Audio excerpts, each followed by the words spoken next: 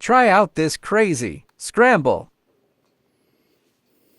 First I inserted the red and blue edges, then I inserted the green and orange edges to finish of the cross.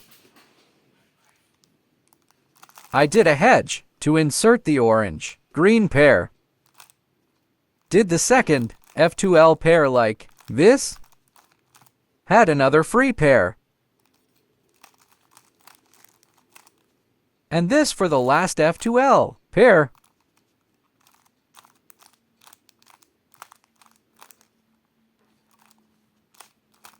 I did to look OLL with a soon.